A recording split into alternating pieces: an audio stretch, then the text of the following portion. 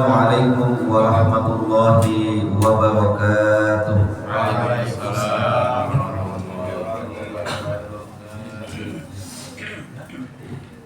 Alhamdulillahi rabbil alamin. Wa bihi nasta'inu ala umuri dunya waddin. Wassalatu wassalamu ala asyrafil anbiya'i wal mursalin Sayyidina Muhammadin wa ala alihi wa sahbihi ajma'in.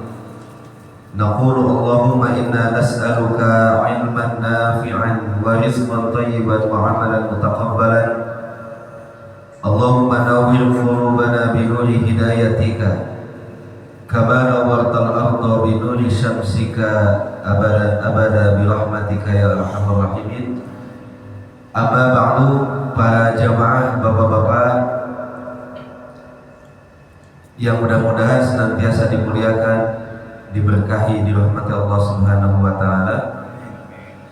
Alhamdulillah, pada kesempatan pagi hari ini kita bisa berkumpul. Mari kita sama-sama niatkan pertama dalam rangka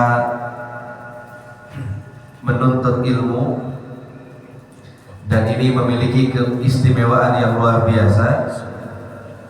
Kemudian kita niatkan dalam rangka menunggu datangnya waktu sholat subuh. Ini juga memiliki keistimewaan yang luar biasa. Ketiga, kita niatkan untuk beriktikaf.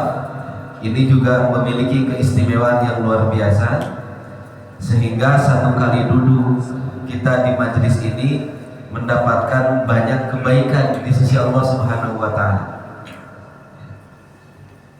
Bahkan bagi bapak-bapak yang pada hari ini atau di waktu-waktu sebelumnya belum berkesempatan untuk melaksanakan ibadah haji, kita baru bisa mengantar, mendoakan, menghadiri walimah safar dan seterusnya, baik yang sudah daftar tapi belum berangkat ataupun yang belum daftar.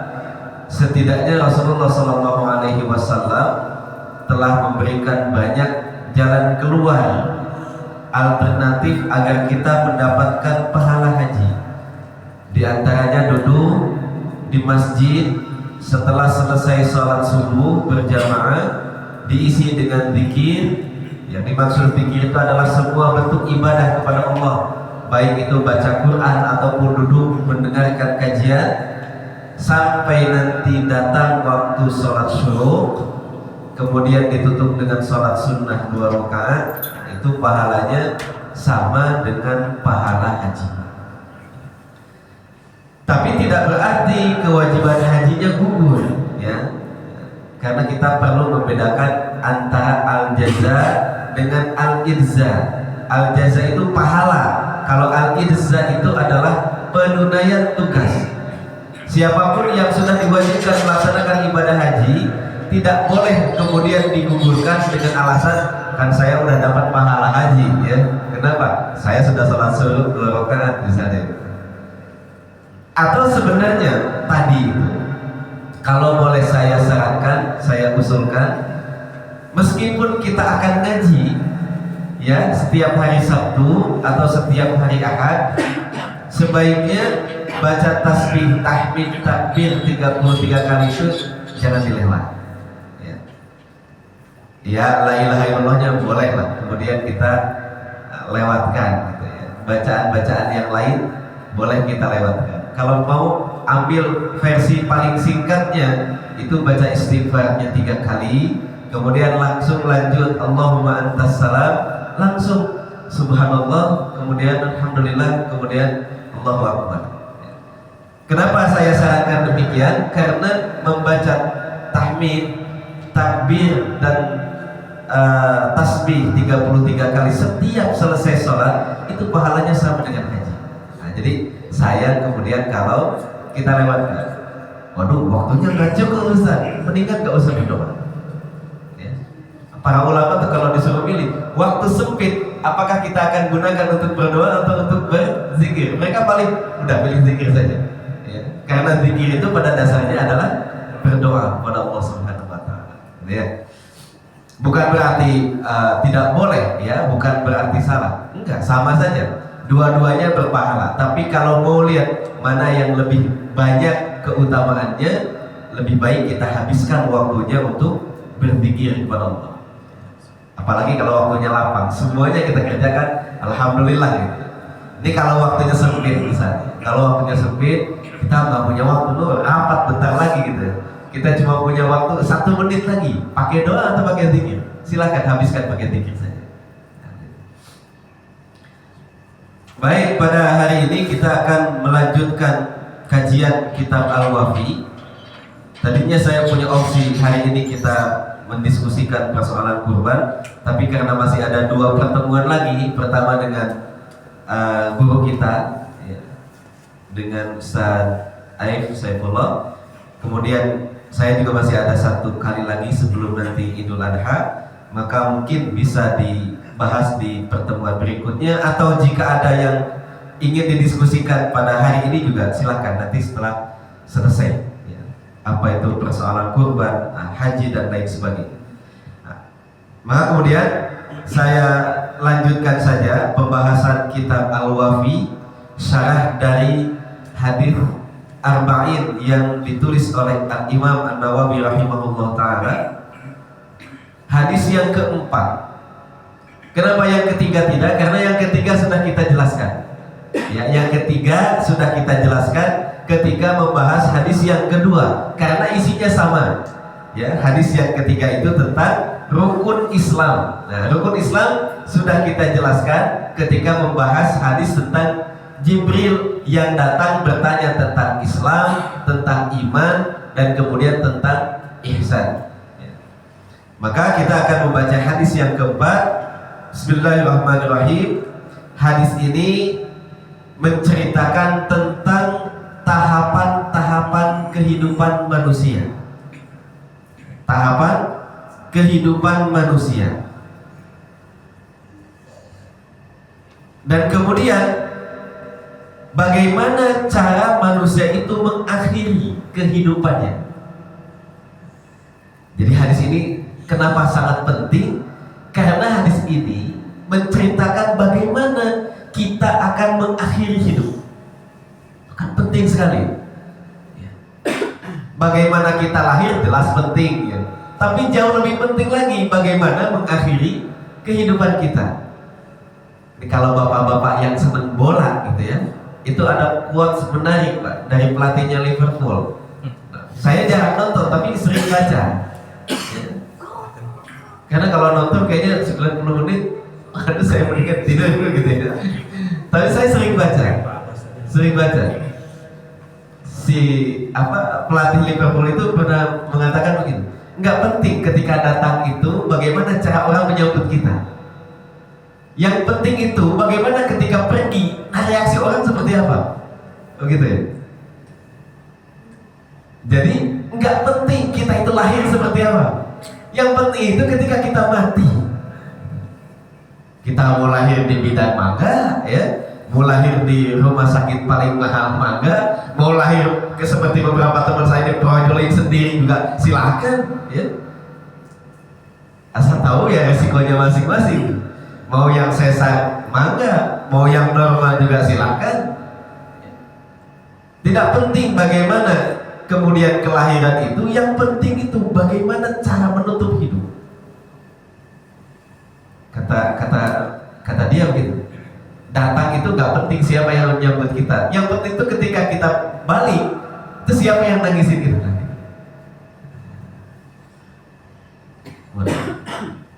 Dia jadi di-spill ya di dalam kajian. Mudah-mudahan masuk Islam.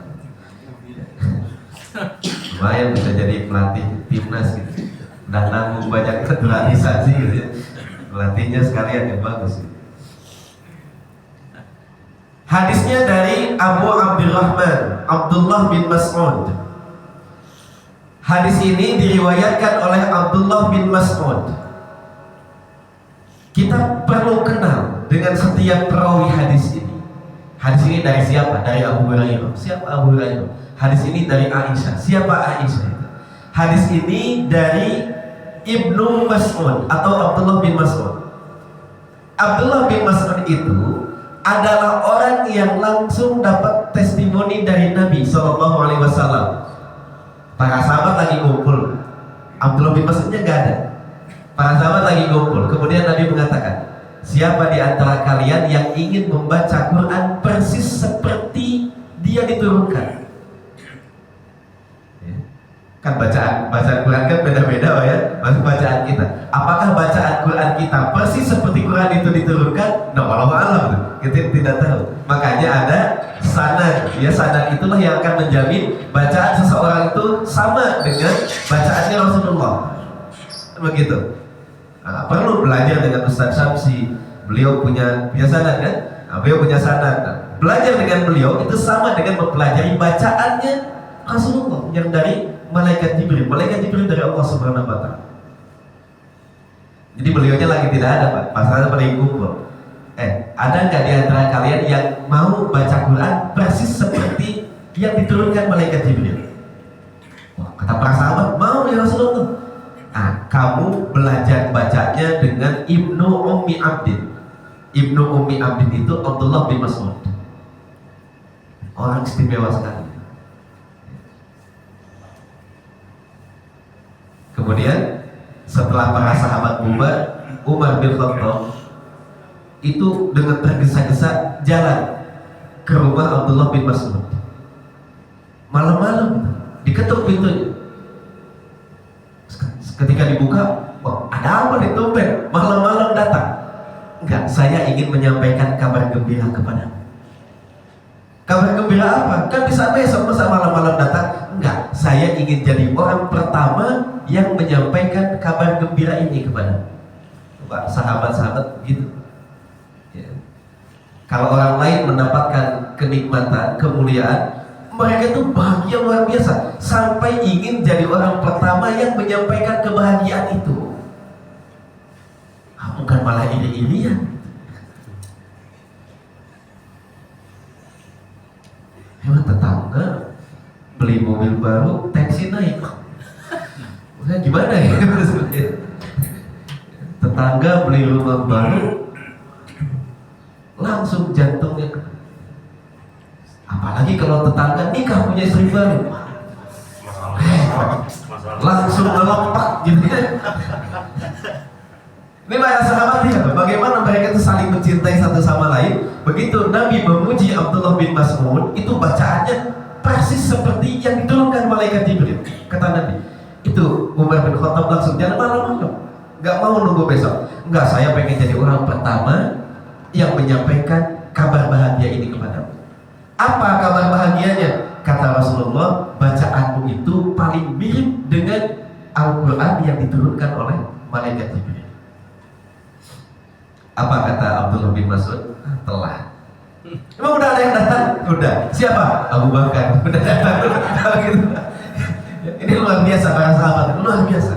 Cintanya dengan sahabat yang lain sampai-sampai untuk urusan seperti ini memberikan kabar gembira. Itu sampai rebutan. Nah, ini Abdullah bin Mas'ud. Yang secara fisik Abdullah bin Mas'ud itu punya kekurangan karena kakinya kecil, tidak proporsional dengan tubuhnya. Bapak-bapak pernah melihat ada orang yang kakinya cenderung lebih kecil daripada tubuhnya. Ya, ada penyakit apa itu namanya? Kaki. Seperti itu kira-kira. Sehingga kalau jalan memang tidak terlalu seimbang. Pernah suatu saat beliau naik pohon, para sahabat ya bukan ngejek tapi bercanda saja. Lihat kakinya kecil. Tapi bukan bully ya, bukan body shaming ya, bukan yang lain-lain itu. Ini memang ya para sahabat bercanda saja. Kemudian Nabi SAW bersabda, tahukah kalian kakinya yang kecil itu kalau ditimbang dengan gunung Uhud itu lebih berat kakinya Abdullah bin Mas'ud. Kakinya itulah yang akan mengguncangkan aras ketika Abdullah bin Mas'ud itu masuk surga. Oke, jadi beliau gitu. Jadi salah satu rujukan di dalam tata cara membaca Al-Quran itu salah satunya Abdullah bin Mas'ud. Ya, nanti ada Ali bin Abi Thalib, kemudian nanti ada Zaid bin Thabit dan sahabat-sahabat yang lain. Nah, kalau yang lain memang nggak direkomendasikan, bukan tidak direkomendasikan. Maksudnya setiap sahabat itu Pak, punya keistimewaan masing-masing. Ya, punya keistimewaan masing-masing. Nah, keistimewaan beliau adalah dalam hal bacaan Quran. Dalam hal bacaan Quran.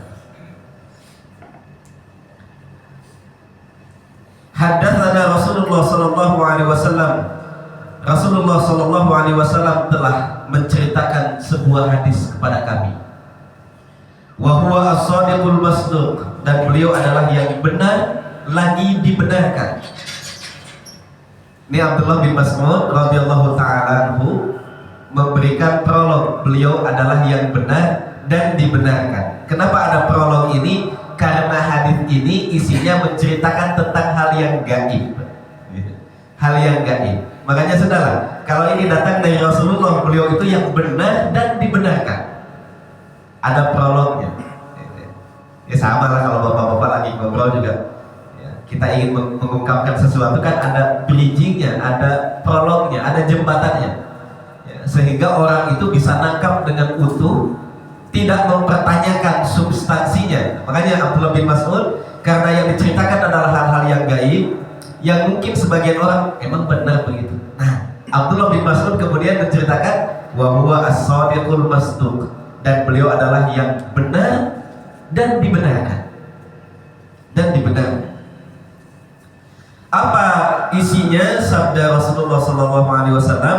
Inna ahadakum yujma'u khalquhu fi batni ummihi arba'ina yawman nutfatan.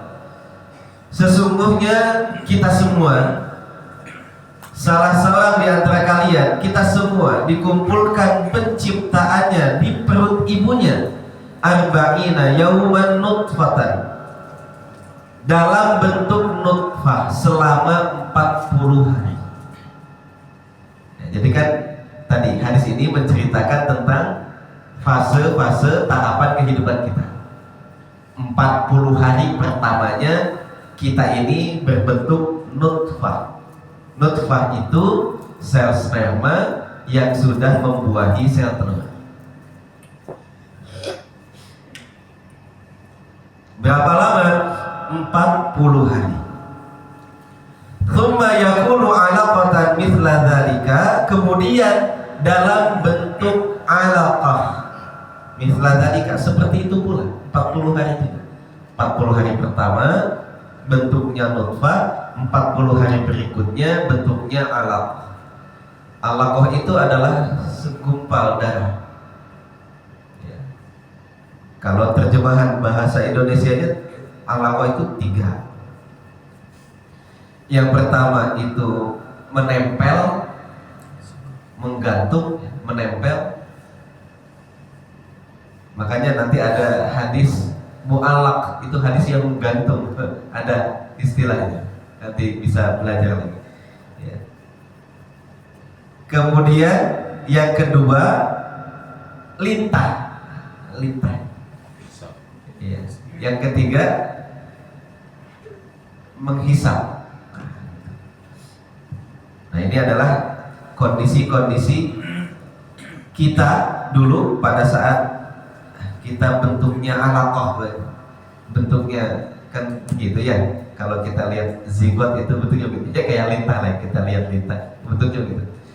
Kemudian posisinya menempel di dinding rahim, nah begitu ya, menempel di dinding rahim. Makanya ada beberapa ibu-ibu yang dinding rahimnya tidak kuat, kadang-kadang jatuh kan, keguguran dan lain sebagainya.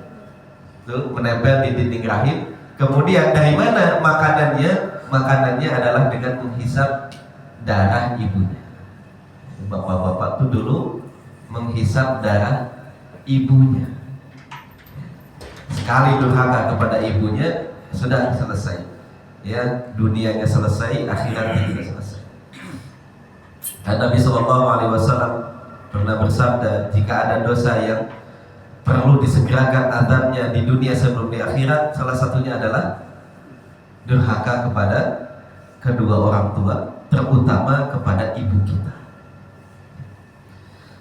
Bahkan saking dekatnya hubungan itu, yang dulu waktu masih jadi alaqohnya pekerjaan kita adalah menghisap darah ibunya, makanya kan lemes saya bawaannya. Istri kita kalau lagi hamil lemes, kadang-kadang kekurangan zat besi, kadang-kadang begini, kadang begitu ya, karena anak kita itu menghisap darah.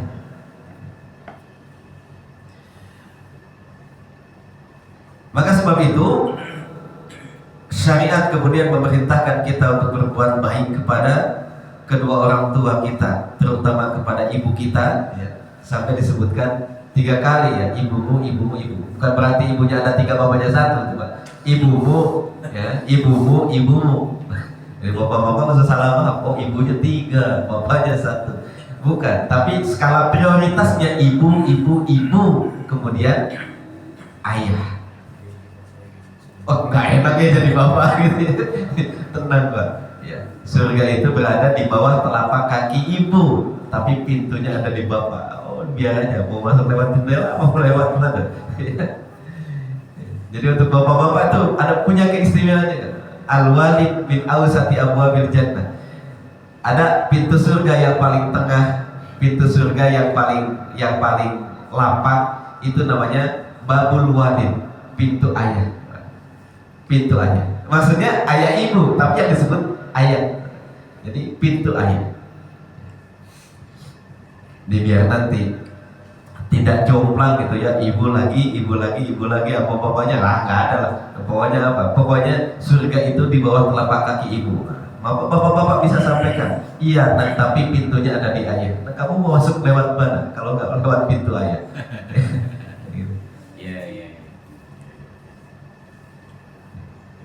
Kadang-kadang memang gitu, membacanya utuh sehingga kemudian tidak ada pihak yang tidak mendapatkan haknya, dan tidak ada pihak yang tidak mendapatkan beban tugas tanggung jawab. Ya seperti perkataan ibu adalah madrasah pertama. Waduh, jadi ibu mulu yang harus ngajar, bapaknya kan karena nggak diterusin, karena padahal ada terusannya, dan bapak adalah kepala sekolahnya. Iya, ibu memang madrasah, guru pertama itu ibu, tapi kepala sekolahnya bapak. Nah, sekolah macam apa yang nggak punya kepala sekolah? Itu kan aneh. Nah, ini tentang fase kita 40 hari berikutnya. Tsumma yakunu mudghatan mithla dzalika, kemudian menjadi segumpal daging dalam waktu 40 hari juga. Jadi 120 hari. Tsumma yursalu ilaihil malak fayunfakhu fihi ar-ruh. Lalu diutuslah malaikat dan ditiupkan rohnya. Sampai sini hadis ini ada terjemahan lain ya. Terjemahan lain yang punya konsekuensi fikih. Jadi kalau terjemahan pertama 40 hari bentuknya nutfah, tambah 40 hari lagi jadi 8, di hari ke-80 itu bentuknya alaqah, kemudian 40 hari lagi itu bentuknya mudghah. Selesai 120 hari alias 4 bulan, ditiupkanlah ruhnya. Gitu ya. Jadi ditiupkan ruhnya menurut terjemahan pertama di usia 120 hari. Ini terjemahan kedua. 40 hari nutfah, di waktu yang sama itu pula dia berubah menjadi alaqah, di waktu itu pula dia berubah menjadi mudghah. Lalu setelah selesai 40 hari ditiupkanlah ruhnya. Beda ya, beda berapa bulan berarti Pak? 2 bulan ya. Jadi cuma 40 hari. Dalam 40 hari itulah selesai 3 fase itu, fase nutfah, fase alaqah, dan fase mudghah. Lalu di ke-40-nya ditiupkan rohnya. Terus memang apa konsekuensinya? Konsekuensi fikihnya banyak nanti. Satu, kalau ada janin keguguran di usia 42 misalnya, dengan terjemahan pertama tidak perlu disolatkan. ya, tidak perlu dikafani, tidak perlu dilain, ya sudah, itu namanya keguguran gitu. Tapi menurut terjemahan yang kedua, dia sudah jadi manusia karena sudah ada ruhnya, beda ya. Maka disolatkan. Kalau sudah ada bentuknya, maka dikafani. Yang kedua, aborsi misalnya. Usia kehamilan 42 misalnya. Dengan terjemahan yang pertama yang dimana ruh itu belum ada di usia 42, maka nanti para ulama berbeda pendapat. Mayoritas mengatakan haram, tapi ada sebagian yang mengatakan itu makruh. Kenapa? Karena belum ada ruhnya, nah, gitu kira-kira. Tapi dengan terjemahan yang kedua, itu sudah ada ruhnya, maka tidak boleh dilakukan. Gitu Pak. Jadi ternyata perbedaan menerjemahkan itu berkonsekuensi pada perbedaan hukum nanti. Perbedaan hukum. Yang paling banyak diambil oleh para ulama terjemahan yang pertama tadi, ya, bahwa roh itu ditiupkan di usia 4 bulan itu setelah 120 hari selesai. Kemudian apalagi yang terjadi di usia itu, wa yu'maru bi arba'i kalimatin. Kemudian malaikat diperintahkan untuk mencatatkan 4 hal. Bikat bi rizkihi. 1, dicatatkan rizkinya. Di usia 4 bulan itu dicatatkan rizkinya. Berapa rizkinya sampai nanti dia meninggal, ditulis rizkinya berapa. Wa ajalihi, ajalnya. Apa ajal? Batas akhir ya, kematian. Batas akhir. Dalam bahasa Arab, waktu itu ada banyak kosakatanya. Ada al-waktu, ada al-asru, ada al-ajalu, ada as-sa'atu, ada macam-macam. Kalau al-asru itu biasanya periode waktu. Pak Jokowi jadi presiden dari tahun sekian sampai tahun sekian, itu namanya asru. Asru Jokowi dari tahun sekian sampai sekian, ya. Makanya kalau kita baca buku-buku sejarah itu ada asrun nubuwah, masa kenabian dari tahun sekian sampai tahun sekian. Setelah itu selesai diganti dengan asru khulafa ir-rasyidin, masa khulafa ur-rasyidin, selesai tahun berapa? Diganti asru Bani Umayyah, masa kekuasaan dinasti Bani Umayyah. Itu namanya asru, periode waktu. Nah, kalau ajal itu batas waktu. Batas waktu. Pak Jokowi ini sampai tahun berapa? Nah, ajalnya 2024. Ajal bukan kematiannya, jabatannya, batas waktunya, batas waktunya. Aja juga nggak apa-apa. Saya ganti Pak Firman saja.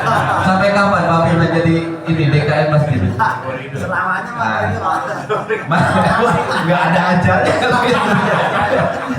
Itu ada ajalnya. Jadi kalau kita menjabat sampai misalnya 5 tahun, nah ajalnya itu di tahun ke-5. Datang ajalnya, selesai tugasnya. Jadi ajal itu akhir batas waktu terakhir. Ajal dalam konteks umur, batas waktu terakhir umur kita. Itu namanya ajal. Nah, kalau sudah datang ajalnya, ya tidak bisa dimajukan, tidak bisa dimundurkan. Itu ajal. Wa amalihi, dan kemudian amal perbuatannya, apa saja yang akan dia kerjakan itu sudah ditulis. Tapi nanti mohon maaf, jangan salah paham. Oh, sudah ditulis, ya berarti nanti ya sesuai tulisannya, bukan ya. Jadi maksudnya sudah ditulis itu, Allah itu Maha tahu Pak. Ketika menciptakan kita mau ngapain aja Allah tahu. Bukan berarti Allah tulis nih, kamu harus sesuai tulisan, bukan. Tapi ketika Allah menciptakan kita, Allah tahu kita mau ngapain saja, maka Allah tulis tahun sekian kamu mau akan kerjain ini, tanggal sekian kamu akan kerjain ini. Begitu. Jadi kita tidak dipaksa dengan tulisan itu sehingga nanti berargumen, ya gimana lagi saya udah dituliskannya begitu. Bukan. Penulisan itu bukan paksaan agar kita sesuai dengan tulisan itu. Tulisan itu adalah bukti maha tahunya Allah tentang apa yang akan terjadi. Jadi Allah tuh tahu besok kita akan ngerjain apa, maka ditulis oleh Allah besok dia tuh ngerjain apa. Jadi bukan kita yang sesuai tulisan. Tulisan itu sesuai dengan apa yang akan kita kerjakan. Jadi mohon untuk tidak dijadikan alasan gimana lagi saya tuh bukan nggak mau ini ya, tapi kan udah ditulis aja itu begitu. Tidak gitu ya. Tulisan itu berdasarkan ilmu Allah Subhanahu wa taala bahwa kita akan melakukan apa saja selama kita hidup. Nah, itu tulisan maksudnya. Bukan berarti tulis, nah kamu harus sesuai tulisan ini. Bukan. Tapi tulisan ini sesuai dengan pengetahuan Allah tentang apa yang akan kita kerjakan. Terus selama hidupnya dia itu bakal ngerjain ini. Itu tulis oleh Allah. Ya. Maka apapun yang kita kerjakan itu sudah tertulis betul. Tapi tulisan itu berdasarkan apa yang akan kita lakukan, bukan kelakuan kita berdasarkan apa yang ditulis. Ya, jadi jangan dibalik sehingga kemudian banyak sebagian orang ketika melakukan hal-hal yang tidak diperkenankan alasannya begitu. Ya gimana lagi, bukan kemauan saya, udah ditulisinya begitu. Ya bukan ditulisinya begitu. Tapi ketika Allah menciptakan kita, Allah tahu betul apa yang akan kita lakukan. Kecenderungan kita bakal kemana Allah tahu. Makanya kemudian Allah tulis. Wasyaqiyun aw sa'idun. Kemudian apakah dia akan celaka atau bahagia, itu semuanya sudah ditulis Allah Subhanahu wa taala. Fa wallahi alladzi la ilaha ghairuhu, demi zat yang tidak ada ilah selain dia, inna ahadakum la ya'malu bi amali ahli jannati hatta ma yakunu bainahu wa bainaha illa dhira. Demi Allah, ada di antara kalian yang sepanjang hidupnya mengerjakan pekerjaan ahli surga, ngaji gitu ya, sholat, sedekah, umrohnya tiap tahun, hajinya tiap tahun, pekerjaan ahli surga semua. Sampai jarak antara dia dengan surga itu tinggal sehasta lagi, tinggal sejengkal lagi. Udah mau masuk surga. Artinya akhir kehidupannya dia sudah datang, dan kalau seandainya dia tutup dengan amalan baik itu, dia pasti masuk surga. Ternyata dengan pengetahuan Allah, dia tahu apa yang akan dia kerjakan di akhir hayatnya. Fayamalu bi ahmali ahli nari, lalu dia menutup kehidupannya dengan perbuatan ahli neraka, fayadkhuluha, dan kemudian dia masuk ke dalam neraka.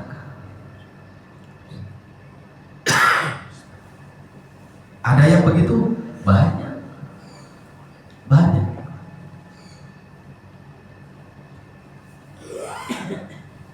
Saya selesaikan dulu. Wa inna ahadakum la ya'malu bi amali ahli nar. Ada juga orang di antara kalian yang sepanjang hidupnya mengerjakan perbuatan ahli neraka. Hatta ma yakunu bainahu wa bainaha illa dhira. Sampai batas antara dia neraka tuh tinggal sejengkal lagi masuk neraka dia. Ternyata Allah tahu bagaimana cara dia akan menutup kehidupannya. Lalu Allah tulis bahwa di akhir hidupnya dia akan mengerjakan perbuatan ahli surga. Fayamalu bi amali ahli jannati fayadkhuluha.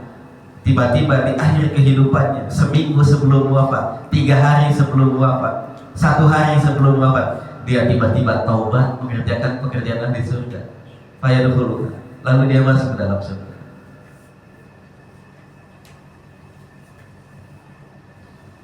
Baik, para jamaah sekalian yang dimuliakan Allah Subhanahu wa taala.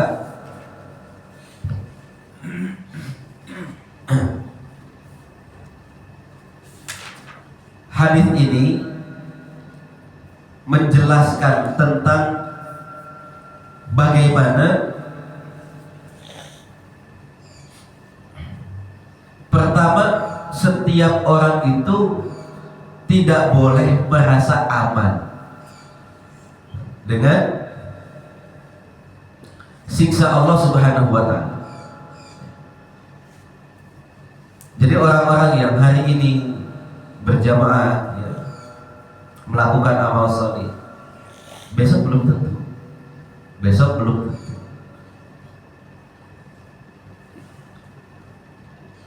Sebab itu dia tidak boleh merasa dirinya lebih baik daripada orang-orang yang tidak berangkat ke masjid.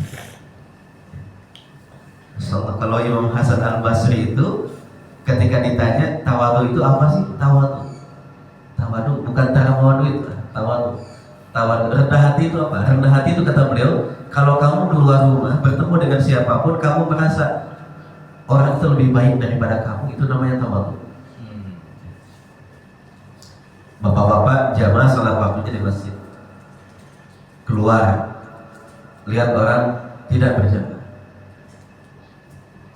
apakah kita lebih baik dari mereka? Belum tentu.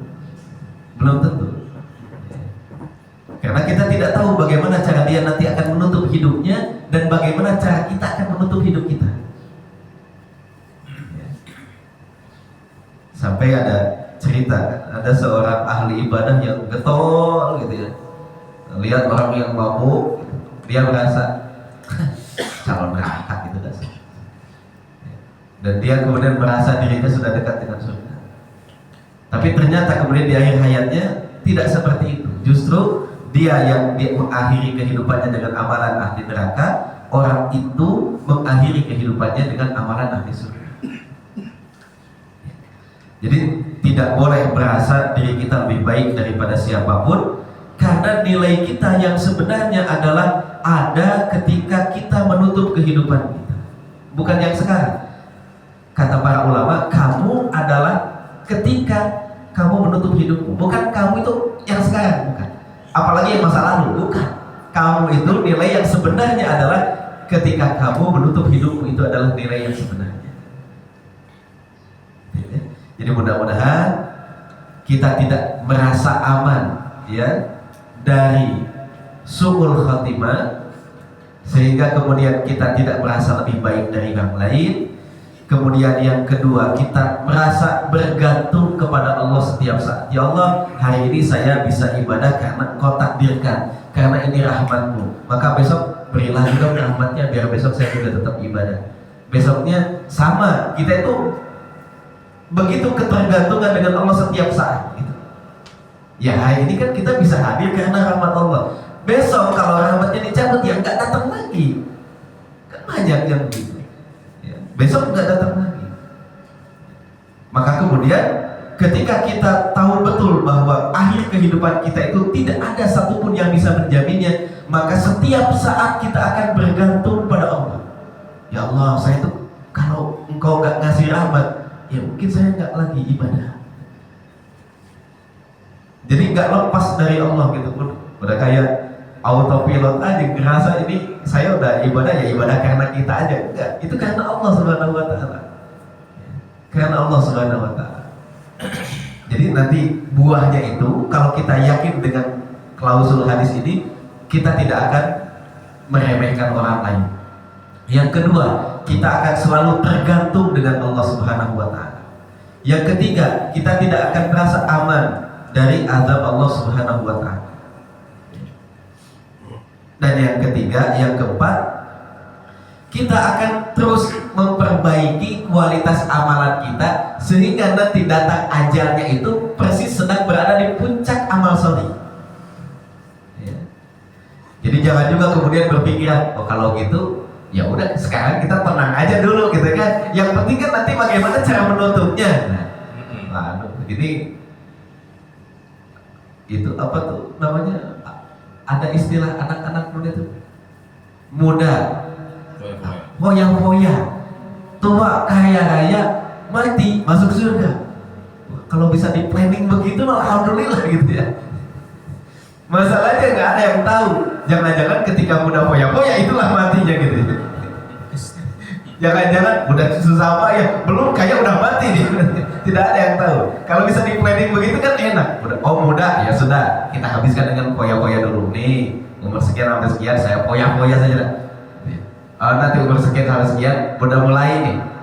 Umur sekian sampai sekian, barulah mempersiapkan kehidupan akhirat. Kalau bisa di planning begitu kan enak. Ya masalahnya tadi si ajal ini datangnya tiba-tiba. Ajal ini datangnya tiba-tiba. Maka kemudian tidak boleh kemudian berhujjah, berdalih dengan hadis ini. Ada orang yang mengatakan, ya udah yang penting kan bagaimana cara kita menutupnya. Kenapa nggak boleh berdalil dengan hadis ini? Pertama, karena kita tidak tahu kapan itu akan ditutup. Yang kedua, cara menutup hidup itu persis seperti cara kita menjalani. Jadi tidak boleh ada orang yang berangan-angan husnul khatimah jika mereka menjalani kesehariannya dengan tidak bagus.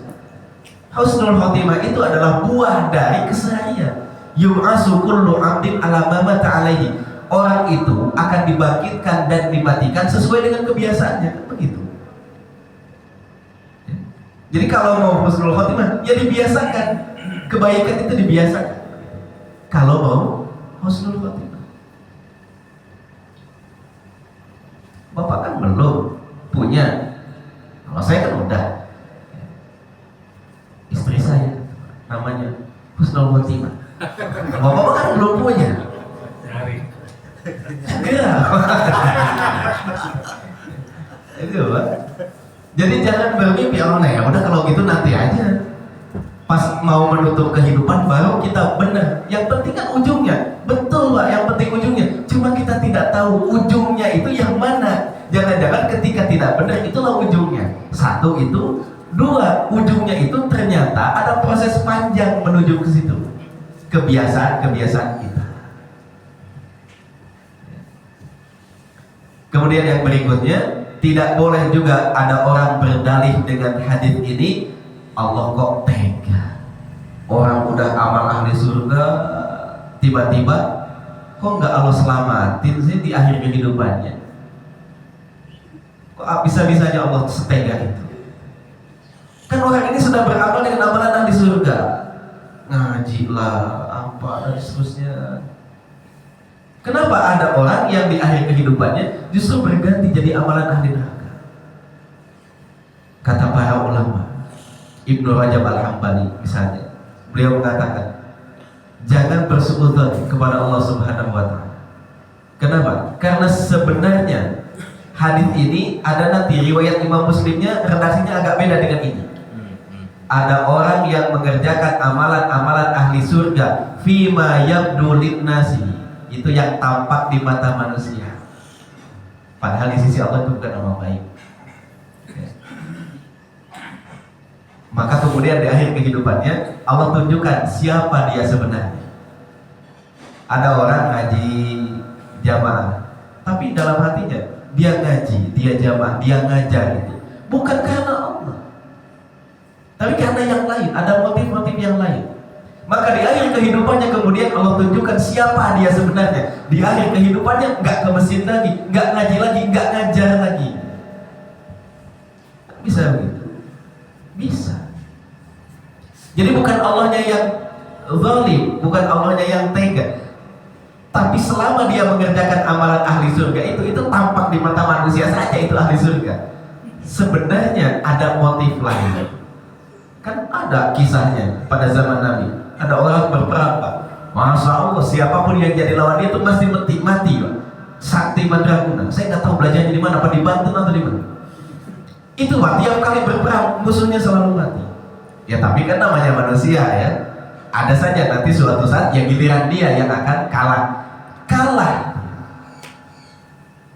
Apa? Setelah dia kalah dan dia terluka, stres pikirannya. Saya kan jagoan, masa saya kalah? Oh ternyata selama ini dia berperang itu ingin disebut sebagai orang hebat. Bukan untuk menegakkan kalimat Allah, tapi agar dilihat oleh yang lain-lain. Keren banget dia. Setiap kali bertemu musuh selalu menang. Ternyata itu motifnya. Makanya ketika dia terluka, stres, dia putus asa. Masa saya kalah gitu? Nggak ada ceritanya dalam kamus saya kalah. Gimana nanti pandangan orang kepada saya kalau saya kalah? Oh, ternyata bukan itu niatnya. Makanya ketika Nabi mengatakan kepada para sahabat, ya Rasulullah, orang itu hebat banget ya. Iya, kata Nabi, itu pasti masuk surga ya Rasulullah.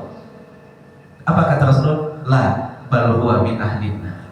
Enggak, dia itu termasuk calon penduduk neraka. Tentu berdasarkan wahyu, bukan Nabi mau vonis begitu saja gitu. Ternyata betul, setelah ditelusuri ketika dia kalah, para sahabat melihatnya begitu. Stres dia, depresi. Apa itu? Post power syndrome gitu. Ya. Setelah dia lemah tidak berdaya, dia puyeng, depresi. Saya nggak terima, saya nggak mungkin saya kalah. Oh, ternyata itu motifnya, agar disebut sebagai pemberani, disebut sebagai hebat. Makanya dia menutup kehidupannya dengan bunuh diri. Bunuh diri karena dia nggak tahan dengan rasa sakit, tidak tahan dengan rasa malu. Benar apa yang dikatakan Nabi, dia penduduk neraka. Jadi jangan bersekutu kepada Allah Subhanahu wa Ta'ala.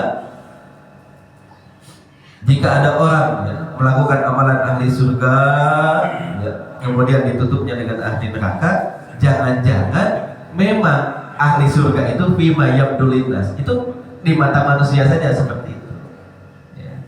Atau misalnya orang yang mengerjakan amalan tanpa ilmu, dia merasa itu perbuatan baik, tapi di sisi Allah itu bukan baik gitu. Kan ada orang melakukan sesuatu menurut dia itu baik, pakai pikirannya sendiri, itu baik ya, itu baik.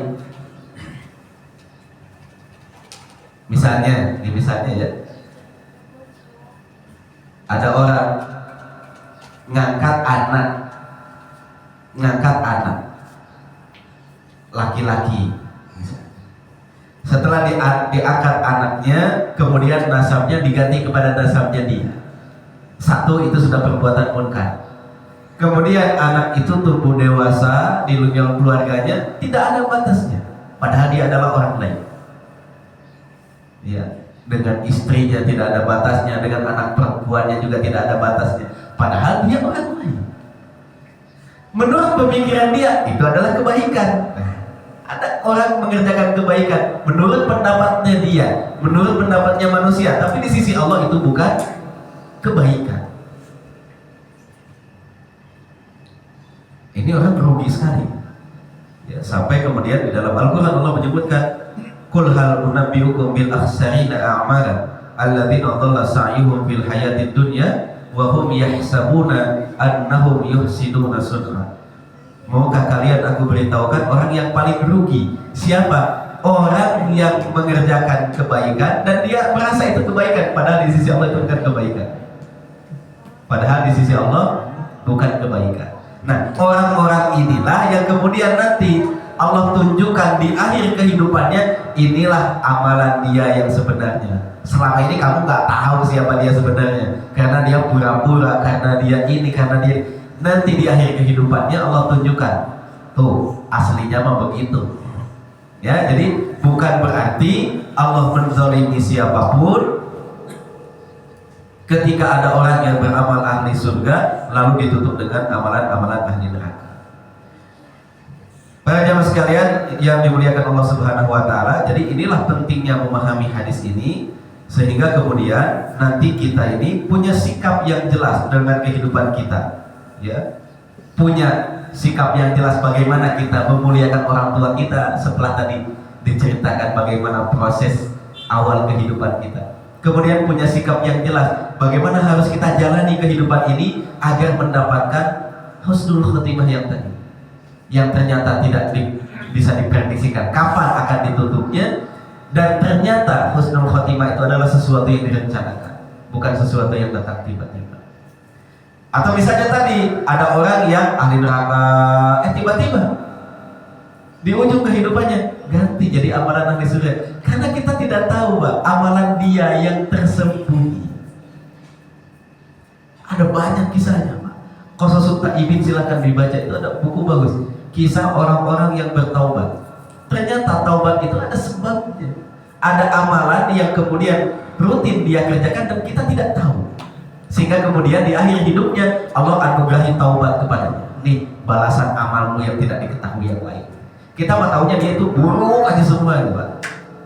Gak ke masjid lah, gak sholat, gak ini dan, tapi sebenarnya dia punya amalan baik yang kita tidak tahu. Dan melalui pintu itulah dia kemudian taubat.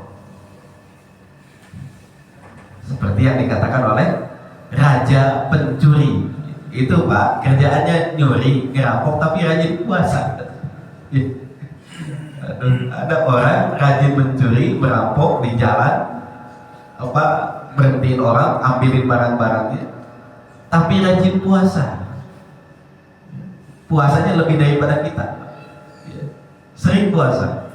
Hari ini buka, besok dia puasa. Ini buka, besok. Tapi kerjaannya mencuri, merampok.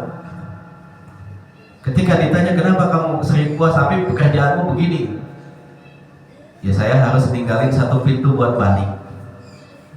Jangan semuanya ditutup. Saya harus menyisakan satu pintu untuk pulang. Dan ternyata di akhir kehidupannya, Pak, dia meninggalnya persis di depan Ka'bah. Taubat dia di akhir hidupnya. Nah itu kan amalan-amalan yang kita tidak tahu, Pak. Orang kita nggak akan tahu kalau tidak ulama itu yang menceritakan kepada kita melalui buku-bukunya. Jadi ketemu di depan Ka'bah, ngobrol. Kamu kan pencuri yang gini-gini. Kenapa kamu bisa begini? Karena sebenarnya saya itu mencuri kalau lagi tugas itu saya lagi puasa itu. Bukan biar nggak ketahuan, bukan lagi puasa. Tapi saya merasa memang suatu saat saya harus pulang. Pulangnya melalui pintu yang amal soleh yang tidak diketahui yang lain, dan kemudian dia biarkan terbuka agar dia bisa pulang. Jangan-jangan orang-orang yang kita lihat begini, dia punya amal soleh yang kita tidak tahu. Maka kemudian di akhir kehidupannya Allah balas kebaikannya dan kamu pulang. Dan tinggalkan yang itu, balik sini dengan amal soleh yang dia kerjakan. Baik, demikian silakan jika ada hal-hal yang perlu kita diskusikan.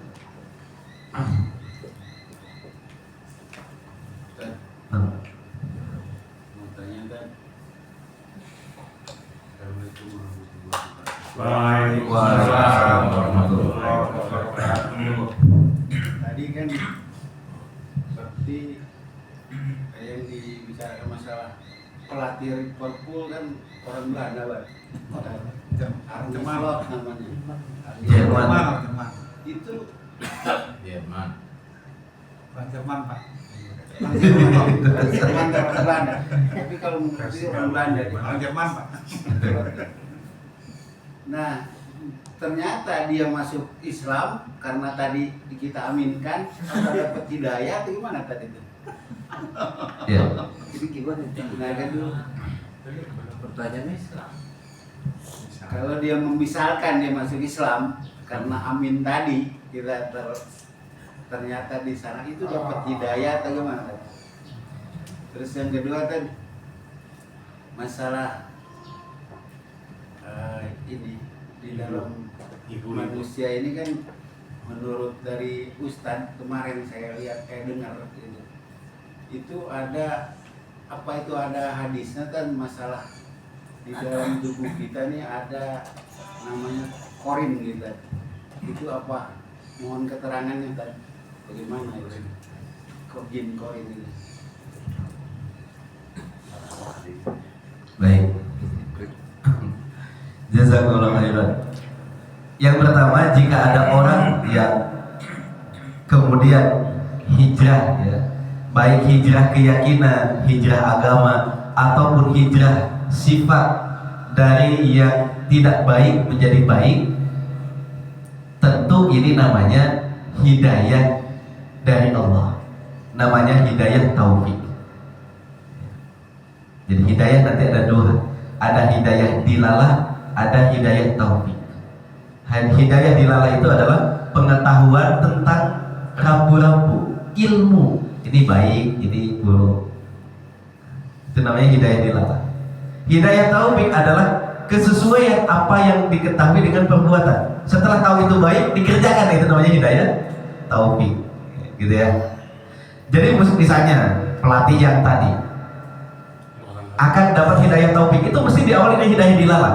Apa dia mendengar azan, atau dia gara-gara sering ngobrol dengan Muhammad Salah misalnya gitu ya, dipengaruhi gitu ya, akhirnya dia mau belajar Al-Quran misalnya, atau dia tertarik dengan amalan-amalan muslim yang disiplin beribadah baik kepada yang lain dan lain sebagainya. Nah itu namanya hidayah dilalah. Kemudian setelah itu fase berikutnya Allah tanamkan hidayah taufik. Ya udah kalau begitu saya masuk Islam. Ya udah kalau gitu saya ingin berubah deh, dari yang tidak sholat jadi sholat, dari yang tidak pernah ngaji jadi ngaji, dari yang nggak menutup aurat jadi menutup aurat. Itu hidayah taufik yang biasanya diawali dari hidayah dilalah. Tiba-tiba pengen belajar qul huwallahu ahad, tiba-tiba pengen hafal surat Al-Fatihah, tiba-tiba pengen nanya tentang agama, tiba-tiba, nah itu namanya hidayah dilalah dulu. Kemudian setelah itu hidayah taufik. Bisa jadi karena doanya Pak Abbas itu ya, misalnya si pelatih ini masuk Islam, bisa jadi. Nah, nanti stepnya tiba-tiba akan ada perasaan, kok saya selama bergaul dengan pemain muslim, saya lihat-lihat, Masya Allah gitu ya, akhlaknya bagus-bagus. Makanya dakwah itu jangan diceramain loh, akhlaknya bagus tuh. Kadang-kadang orang lihat, oh iya muslim itu begitu. Nah, udahlah, saya penasaran apa sih rahasianya gitu. Nanya hidayah dilalah tuh. Kalau sudah nanya itu hidayah dilalah. Lalu keputusannya untuk memeluk Islam itu hidayah itu. Yaitu adalah hidayah dari Allah Subhanahu wa taala. Kalau untuk qarin, setiap orang punya qarin. Ya. Di dalam surah Qaf Allah Subhanahu wa taala berfirman, "Wa qala qarinuhu rabbana hadza ma ladayya atid." Qarinnya berkata, "Ya Rabb, ini catatan amal dia." Jadi memang ada qarinnya. Ada qarinnya. Tapi detailnya seperti apa saya tidak tahu. Tapi setiap orang ada qarinnya. Qarin itu yang menyertai. Arti qarin itu yang menyertai. Jadi kalau Pak Abbas nih kemana-mana diganteli mulu sama Pak Ahmad itu qarin. Saya Pak Jadi ya, ayo kemana-mana dikantelin dulu. Itu yang ngentilin itu namanya qarin. Ya. Tapi biasanya secara istilah qarin itu dari bagian makhluk tidak kasat mata, malaikat. Ya. Jadi ada qarinnya ada, tapi bagaimana detailnya saya tidak tahu. Saya tidak tahu. Ada di hadis ada di Quran ada. Ya. Istilah-istilah itu semuanya ada di dalam hadis, di dalam Quran semuanya ada. Ya. Kalau di dalam Quran ada di surah Qaf, dimulai dari walaqad khalaqnal insana wa na'lamu ma yuwaswisu bihi nafsuhu. Terus sampai kepada ma yalfidu min qaulin illa ladaihi raqibun atid. Tidak ada satupun kata yang kita ucapkan kecuali ada raqib, ada atid yang mencatatnya. Terus sampai setelah dia sakaratul maut, meninggal dunia, kemudian masuk alam akhirat. Nah, ada kata-kata wa qala qarinuhu rabbana hadza ma ladayya atid alqiya fi jahannama kullu kaffarin anid. Qarinnya kemudian berkata, "Ya Rob, ini orang ini memang bandel dari dulu. Saya ngikutin dia tuh udah capek banget. Bandelnya minta ampun. Alqiya fi jahannam. Masukkan aja dia ke dalam neraka." Itu kata qarin itu. Ya. Masalah itu qarin. Nah, di ayat berikutnya ada lagi. Qala qarinuhu rabbana ma atghaituhu. Ada yang jelek juga qarinnya. Ya, jadi ada qarin yang bagus dari malaikat, ada yang jelek juga qarinnya. Kata qarinnya yang jelek, qala qarinuhu rabbana ma atghaituhu walakin kana fi dhalalin ba'id. Ya Allah, saya tuh enggak ngajak-ngajak dia bermaksiat, dianya aja yang susah-susah gitu ya. Jadi saya ikut aja gitu. Ya. Itu qarinnya nanti kan disalahin. Ini ya Allah, gara-gara dia nih ngajak-ngajak saya. Kata qarinnya, rabbana ma atghaituhu. Aku tidak menyesatkan dia. Walakin kana fi dhalalin ba'id. Dia hanya aja yang sesat sendiri. Saya mah ikut aja. Namanya juga kori, kerjanya ngikut gitu. Itu lah. Ada yang baik, ada yang jahat dia. Itu kori. Ada dan itu hak dan wajib kita percaya. Cuma detailnya seperti apa saya belum tahu. Gitu. Assalamualaikum warahmatullahi wabarakatuh. Waalaikumsalam warahmatullahi wabarakatuh. Kita sering mendengar bahwasanya jodoh, maut dan rezeki itu sudah takdir, Pak. Tapi menurut saya apakah memang cuma itu yang diputuskan sebagai takdir? Kedua, saya justru berpikir jodoh, rezeki, maut itu bukannya takdir, tapi pilihan. Kita mau berjodoh sama si A misalnya kan, atau kita mau punya 2 istri itu pilihan, bukan takdir gitu kan. Istri dia.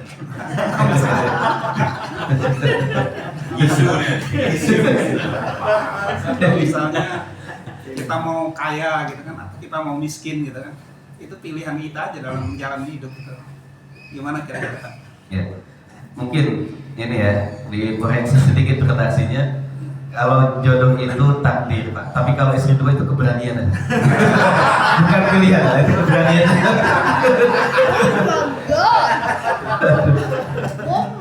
Sini ya. Nyali gimana? Tahu Patri. Sama aja juga. Ya kayaknya kalau bapak berani. Polisi ya.